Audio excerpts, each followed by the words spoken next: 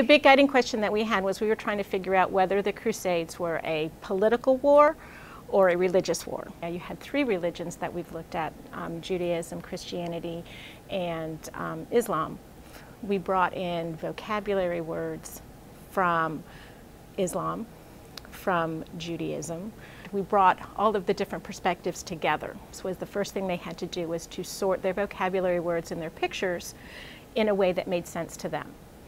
After they had sorted them, then they needed to create connections between them. So they would take strips of paper, make them into the arrows to show the flow of how I would read it. Once they make a connection, you have to show the direction of the flow of and everything had to be connected to something else.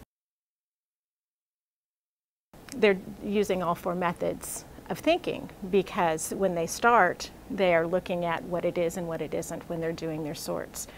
They're looking at, when they're making the concept map, you've got an entire system. The fact that we brought in all of the different things, you've got your different perspectives. So it just really gets the whole thing together. They're working together, they're talking together, they have to negotiate.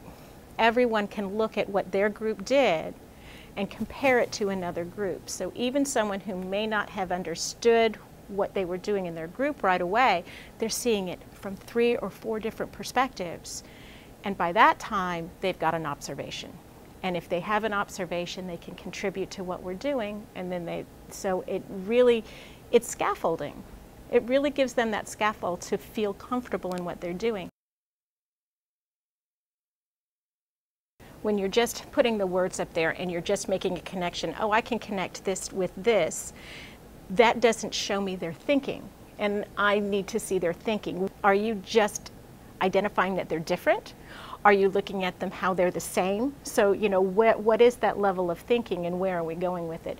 When they have to make those connections, I can tell what level of thinking they are and I can tell what it is that they've brought out. And that's the one thing that I tell my kids.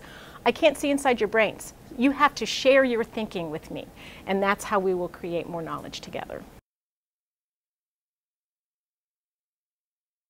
I have found that it has made our conversations deeper.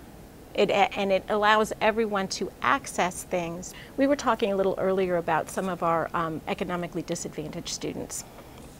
And I have a student in my class, and this particular student confided to me that he didn't know what it meant to think. He didn't, so when somebody told him to think about it, he said, I don't know what to do to think. Mrs. Nowak, when you tell me to think, I don't know what to do. So now he has, and we wrote out the questions, he's got a little script, he's got it in his journals that he can go back through, and when we ask him to think about something, now he has questions he can go through so he can contribute to any discussion we have. What this method of thinking has done, I can say, okay, here is how you can think.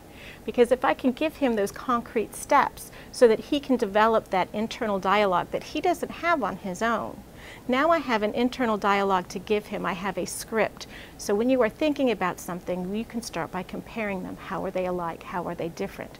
Do they belong in a system together? How do they look at each other? So I have this already in place that I can give him a dialogue. So now he's not afraid to think because he has some questions he can ask himself when he is looking at 2 different things or when he is approaching a problem. And that's how powerful this really is.